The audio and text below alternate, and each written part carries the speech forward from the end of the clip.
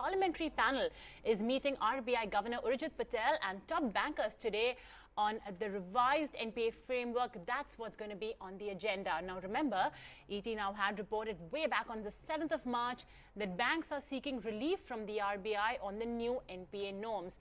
Neha Bothra joins us now with more details on that. Neha, a lot of banks are fearing the new NPA norms. There is a probability that NPA formation will increase on account of these new norms. What are you picking up? Indeed, the new NPA norms have not come as any bit of good news for bankers. In fact, do remember they are already grappling with a pile of bad loans, and the new disclosures that they will have to make following the revised NPA framework will only be the last straw as far as the balance sheet is concerned. In fact, we did tell you on the 7th of March that banks have written to the Reserve Bank of India seeking relaxation on certain norms that have been presented in the revised guidelines, the revised NPA framework that RBI issued on the 12th of Feb.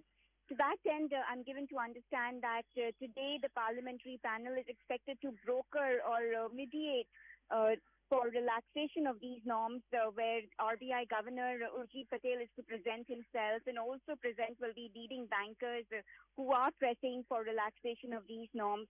As part of the agenda, I'm given to understand that certain areas of the framework are, according to bankers, going to prove disaster if implemented. One, of course, is the classification of bad loans in the SMA 0 category on day one of default.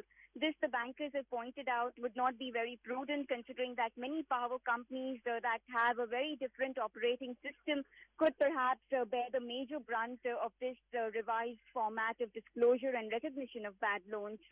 Apart from this, of course, do remember that SDR and S4A has been implemented in many cases. Now, the revised rules have scrapped all these reject tools available to bankers, and sources tell me that bankers want a relaxation on that front. They are seeking forbearance to continue for SDR and S4A accounts at least for another 180 days. Now, this will, of course, bring much-needed relief to banks that are grappling not just with increasing slippages and provisions that they have to make, but also the overall operating ecosystem for banks at this point is pretty vulnerable to many other headwinds as well. And to this end, banks also want the GLF mechanism to continue. So while the parliamentary panel is expected to broker between the banks and the Reserve Bank of India, we have to watch out if RBI will blink, because do remember in the monetary policy meeting where Governor had addressed one such question, he had said that this is for the overall betterment of the health of banks. So whether RBI will accede to these respects being put forward will be interesting to watch out for.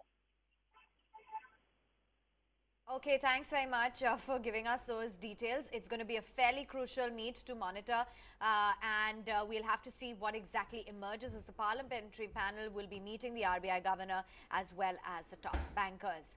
Thanks for that, Neha.